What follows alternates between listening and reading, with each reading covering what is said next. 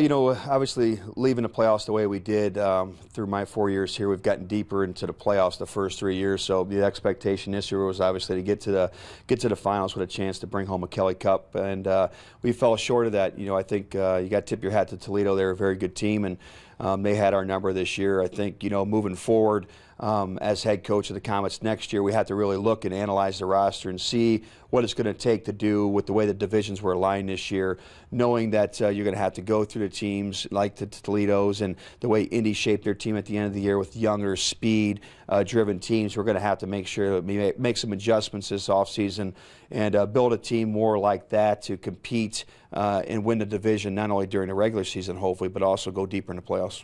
And how much confidence as a coach does it speak when the ownership, I mean, we're this far out of the season, but how much does it speak confidence in you that they're willing to continue to bring you back? Well, I think there's a good trust factor between all parties. You know, I mean, I know everybody's disappointed that we lost in the second round of the playoffs, but we did finish fourth in the league in points and almost had 100 points and had the best home ice record. So I think there was a good season. I think it was a very good season. It's disappointing when you don't win it all, and especially the expectations in this market are heavy every year, but that's why we love being Fort Wayne Komets. So the players know the pressure. I, as the coach, know the pressure. Management knows the pressure. So that's what all comes with playing for a great team. So again, moving forward, I think the direction is going to be younger with more speed. You know, we're going to look to bring back some key guys that had good playoff runs, that were consistent. Discipline's going to be a big factor heading into next year, and you know, obviously every offseason there's always rumors of possible NHL affiliation, which you know, we entertain offers from a lot of different teams, and it's got to be most importantly what makes sense to the Franke family in the ownership group. So you know, each day is a new day during the summer. Recruiting's a lot of fun. I can tell you right now there's a lot of exciting things going on behind the scenes which we can't talk about, but moving forward it's going to be a fun summer building a team for next year. Is there some hope that there will be an NHL affiliation with Komets? I think, you know, we've shown my first year and this year we made it to the second round of playoffs both years. Teams that have been in the past not affiliated sometimes have not fared as well. The Frankes have shown the ability to put a winning product on the ice without being affiliated. But, you know, for me as a coach, I do like the aspect of being affiliated, but I've seen it work both ways. So I don't have an opinion either way, but I will say, you know, with an affiliation, it's got to make sense. They got to understand our winning model and what we want to do here with our fan base. It's important that the NHL and the AHL parent clubs, they understand what we're all about. And if it makes sense, then we'll probably do something. Is there something in the future recently that could bode well with you working out a deal with somebody? Well, yeah. I mean, you know, we have these talks every summer. You know, we had them last year. Once we left with Colorado, we talked to some teams, and we're talking to some teams now. But again, that's more of a management thing. You know, I'm brought in on a loop, and I'm aware of what's going on. But ultimately, it's going to be a management decision, and I always support what they do because they give me all the tools to be successful one way or the other during the off season. And playing in front of great fans and having a great facilities and stuff, that makes it easy to recruit for me, regardless of whether or not we have an affiliation. But you know, yeah, you know, hopefully something can work out that makes sense for everybody. All right. Situation is obviously fluid, but you guys have been to the second round like four straight years. 4 straight years. You're the only team in the ECHL to do that. Right.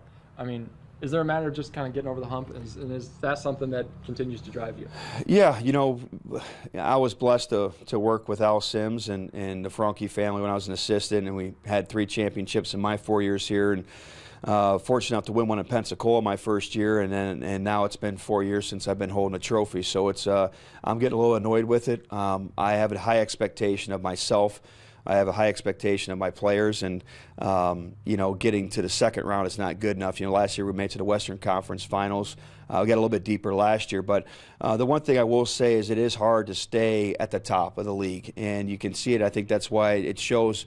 With us being the only team in 4 years to make it to the second round, there's a lot of good hockey teams every year. But so I think that stat is a good one for us, but it's something that, you know, we can't be happy with, because at the end of the day, they're not handing out any participation trophies or anything, unless they better not be for second round exits. So we're not happy with the way the season ended, and I know the fans aren't. But that I can tell you will drive everybody to be better for next year. All right, you're going to have some tough decisions this offseason with you mentioned with the veterans. I mean, what kind of direction do you see that moving in? Well, I think every guy that's turning vet, the guys that we had, it's been a true pleasure working with all of them, but there will be some parting of the ways. That's just the nature of the beast here with this business, with the 4-vet rule. We had an older team. We've kind of built for an older team the last 2 years. And we knew it was either last year or this year, basically, to win it all with this group. And now it's you're going to have to make some changes, and that's just normal. I think everybody knows that. We're trying to identify first and foremost the guys that we do want back, and give the other guys the proper respect and time to thank them for their services as Komets, and give them the proper time to start looking for opportunities elsewhere. I think that's the best way to handle the guys. Are there any guarantees for guys like to fill those veterans roles?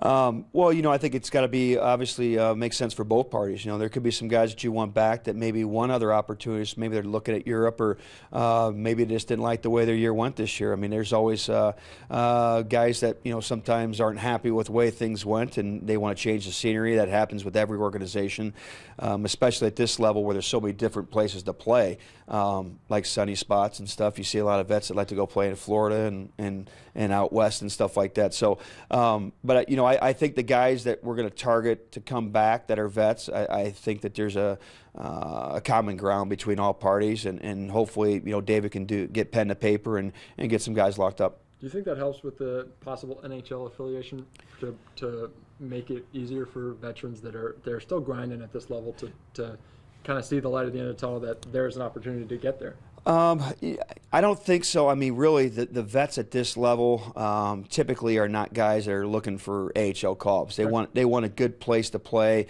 If they're married with kids, maybe they want a good community environment to play for. Those are some of the things that we use as recruiting tools with our great fan base, and the fact there's 90 former players that have retired in Fort Wayne obviously bodes well about the community itself.